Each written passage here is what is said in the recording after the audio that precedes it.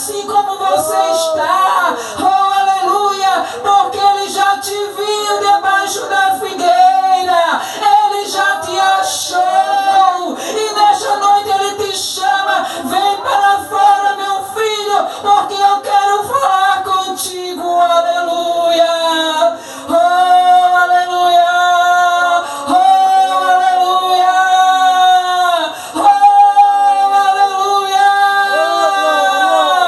oh, tu és santo, santo, santo, santo,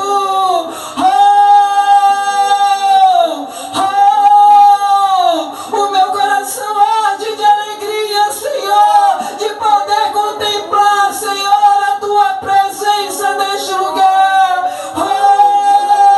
O Senhor faz, o Senhor derrama, recebe nesta noite a porção da graça na tua vida, em o nome do Senhor Jesus, em o nome do Senhor Jesus. Ele te visita nesta noite, Ele renova tuas forças nesta noite, Ele renova tua esperança nesta noite. Ele diz para ti nesta noite: permanece, permanece confiando em mim, porque eu ainda faço grandes coisas na terra.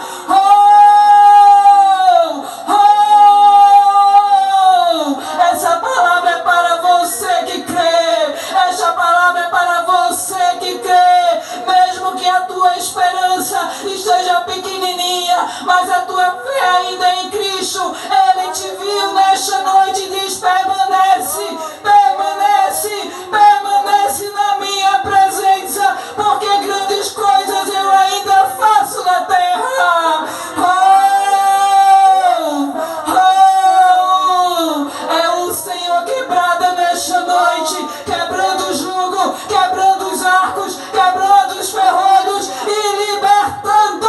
É libertação que Ele está proclamando ainda nesta noite. Oh, aleluia, crê somente, porque é o Senhor. Aleluia, oh, aleluia, oh, aleluia, oh Deus, oh Deus, Pai, oh Pai, derrama, Senhor, nas nossas vidas o teu amor, Senhor.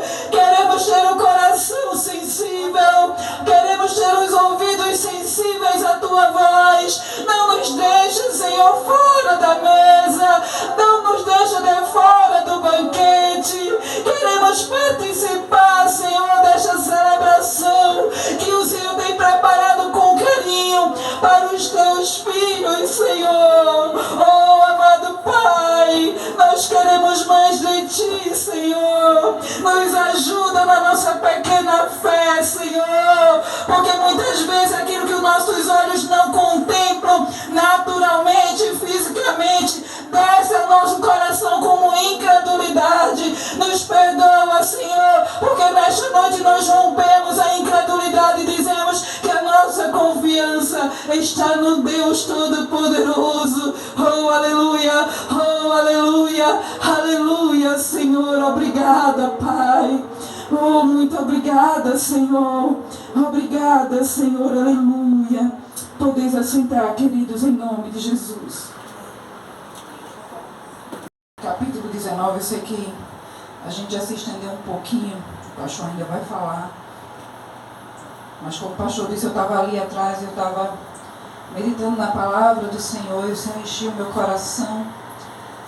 Atos capítulo 19, para quem não sabe, os Atos dos Apóstolos, poderia ser Atos do Espírito Santo, através da vida dos apóstolos, porque aqui já descia o Espírito Santo na vida desses homens de Deus. E nesta noite, da mesma forma, o Senhor, Ele traz essa mensagem aos nossos corações. Atos capítulo 19, aleluia, a partir do versículo 1. Atos está no Novo Testamento, para você que não é familiarizado com a palavra. Atos dos Apóstolos, capítulo 19, a partir do versículo 1, que diz assim: e aconteceu que, a minha versão é um pouquinho diferente, mas é a mesma coisa, gente. E aconteceu que, enquanto Apolo estava em Corinto, Paulo atravessou as regiões altas e, chegando a Éfeso, entrou ali alguns discípulos e lhes indagou: recebestes o Espírito Santo na época em que crestes? Ao que eles replicaram: de forma alguma, nem sequer soubemos que existe o Espírito Santo. Diante disso, Paulo questionou: ora, em que tipo de batismo fostes batizados então? E eles declararam: no batismo de João. Então Paulo lhe explicou: o batismo realizado por João foi um batismo de arrependimento. Ele ordenava ao povo que cresce naquele que viria depois dele, ou seja, em Jesus. E compreendendo isso, eles foram batizados no nome do Senhor Jesus. Quando Paulo lhes impôs as mãos, veio sobre eles o Espírito Santo e começaram a falar em línguas e a profetizar. E eram ao todo cerca de 12 homens. Aleluia, glória a Deus. E esta palavra veio ao meu coração e eu disse: mas Senhor, batismo, a gente está falando de evangelismo, mas é assim, querido. Muitas vezes a gente declara que já recebeu a Jesus Cristo, que já fomos até batizados nas águas, mas o Senhor pergunta nesta noite: aonde está a tua intimidade com o Espírito Santo? Você já recebeu o Espírito Santo de fato, quando você declarou com a sua boca que você é do Senhor Jesus Cristo? Que você confia em Jesus Cristo? Qual é a nossa intimidade com o Espírito Santo? Esses homens, eles tinham conhecimento, eles tinham a crença, eles andaram ouvindo as mensagens ali no deserto, através da boca daquele homem de Deus, o João Batista, que batizava nas águas para arrependimento. E ainda hoje o Senhor chama para que nós venhamos ao arrependimento. E esse arrependimento de quê? De termos nos afastado do Senhor Deus. Este é o arrependimento. Muitas vezes as perguntas vêm: para que serve o batismo? Por que nos batizamos? Para que nos arrependermos? Nos arrependermos de quê? Porque nós nos afastamos de Deus. Este é o arrependimento. Nós temos que reconhecer que, como filhos, temos que estar junto ao nosso Pai. E quando estamos junto ao nosso Pai, precisamos andar em obediência a Ele. Conhecê-lo de perto, temos que fazer um esforço de alcançar esse conhecimento. E quando nós recebemos o Espírito Santo do Senhor Jesus Cristo e buscamos essa intimidade com Ele, as coisas que nos estavam ocultas naturalmente, elas começam a ser reveladas pela graça, pelo poder e pelo querer de Deus sobre as nossas vidas. E nessa geração, muito tem se visto de que a igreja tem se afastado desta comunhão com o Espírito Santo, aonde ele ainda fala com o homem, aonde ele ainda dirige o homem, aonde ele ainda quer revelar o homem aos seus projetos, à sua direção, os teus desígnios e todas as coisas que nos estão ocultas. Como igreja, nós precisamos buscar essa renovação no Espírito Santo de Deus. E eu vou ser breve, eu tinha algo mais a falar. Eu queria só que você abrisse ainda em Lucas, rapidinho. Lucas 22.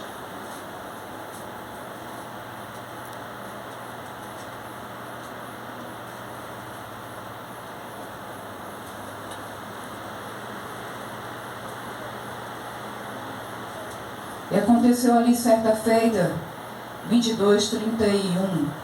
Vou fazer uma referência breve, só para você entender um pouquinho do que acontece quando muitas vezes nós andamos com Cristo, mas não temos intimidade ao ponto de Ele trabalhar de forma poderosa na nossa vida. Aqui, Cristo, homem na terra, estava com Pedro. E ele diz assim, a partir do versículo 31. Do capítulo 22 de Lucas: Simão, Simão, eis que Satanás já recebeu autorização para vos peneirar como trigo. Eu, entretanto, roguei por ti, para que a tua fé não se esgote, Tu, pois, quando te converteres, fortalece os teus irmãos. Mas Pedro replicou: Senhor, estou pronto a ir contigo tanto para a prisão quanto para a morte.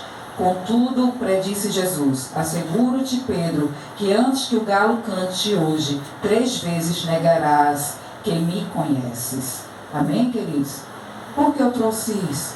Porque era um homem que andava com Jesus. Muitas vezes nós estamos fazendo a mesma coisa. Dizemos para todos que andamos com o Senhor Jesus.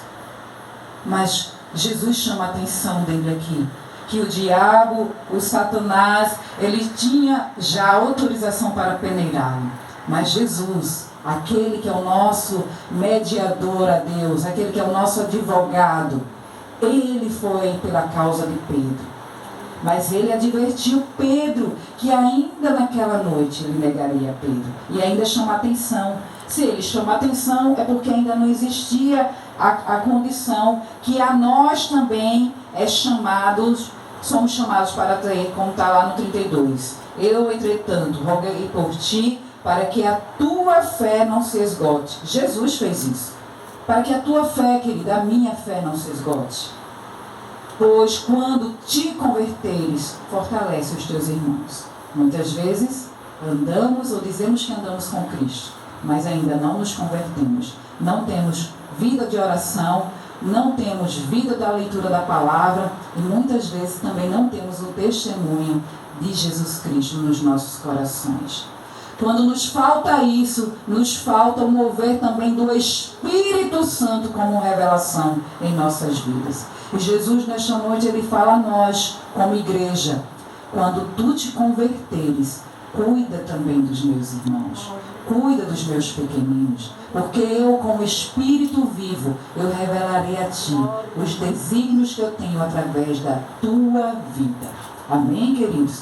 Então, que esta palavra seja para mim, que seja para ti, que venhamos a nos convertermos a Jesus Cristo de Nazaré verdadeiramente, para ouvirmos a sua voz, para cuidar de fato da forma que Ele quer que cuide, não como achamos que devemos cuidar das suas ovelhas, porque as ovelhas é dele, as ovelhas são dele, as criaturas são dele, tudo é dele. Mas se Ele quer nos usar para o cuidado, nós precisamos conhecer aquele que nos manda aí. Amém, queridos? Para não irmos de qualquer jeito. Porque às vezes é como a gente está num lugar, o patrão nos dá uma ordem e a gente faz porque a gente recebeu a orientação. Mas quando a gente chega no lugar e só queremos agradar sem saber qual é a vontade do patrão, a gente faz achando que vamos agradar. Mas às vezes não é o que o patrão quer, não é verdade? E terminamos nos desgastando e desagradando, porque na verdade não era bem aquilo que Ele queria. Então, para nós conhecermos a vontade de Deus, nós precisamos conhecer o Deus que tem vontade sobre as nossas vidas. Amém, queridos? Que façamos da nossa vida uma caminhada de fato, de conversão a Cristo, para conhecer através do derramado Espírito Santo em nós os desígnios dele sobre a nossa vida. E assim nós iremos cuidar das suas ovelhas. Amém? Palavra de Deus para mim e para você, que Deus nos abençoe ainda mais e mais. Amém. Pastor Miguel. Eu não conhecia. Outrora, nós também estávamos de fora. Esse trabalho aqui está iniciando pela misericórdia, pela graça e pela compaixão, no amor do Senhor. Nós temos pedido a Deus que não nos faça apenas crente. Crente tem muitos. Até o Satanás é crente. A Bíblia diz que ele crê tanto que estremece. Mas a coisa ruim, tanto do Satanás como de muita gente, é porque não obedece.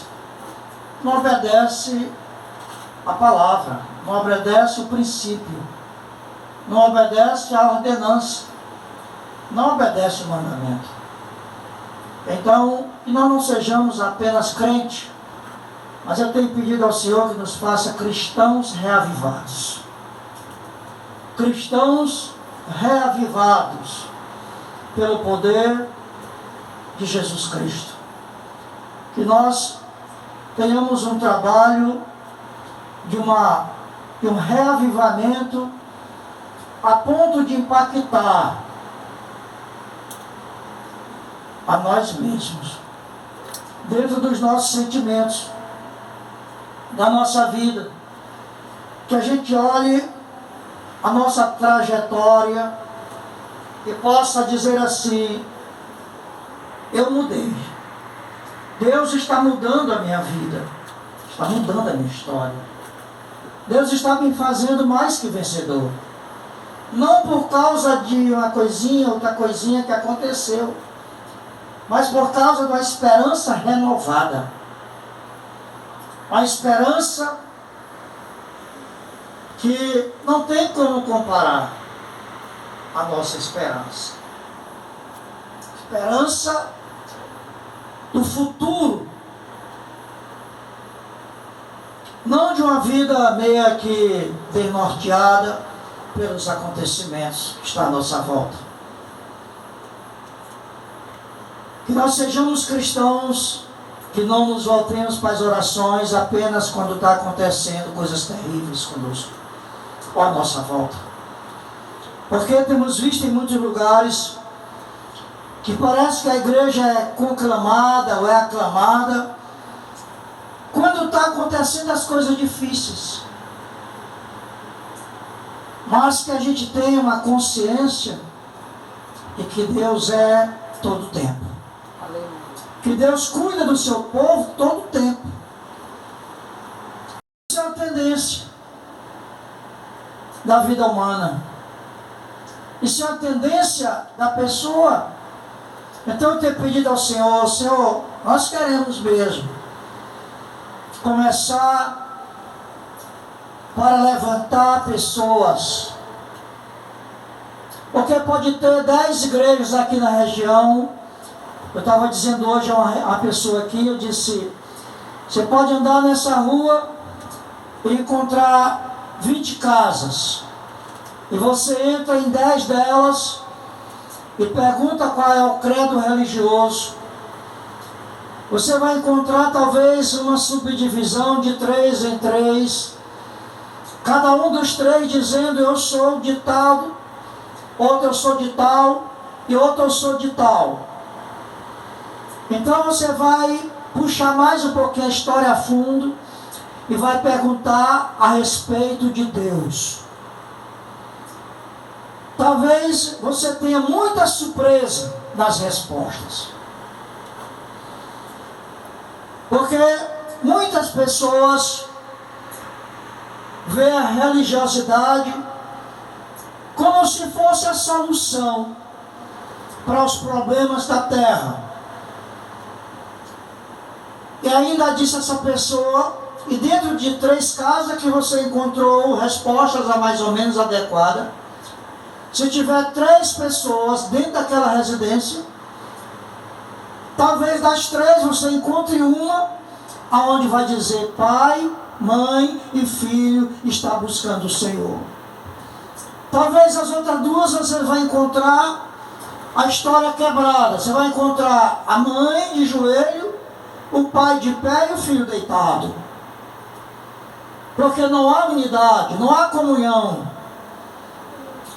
não há união, não há pensamento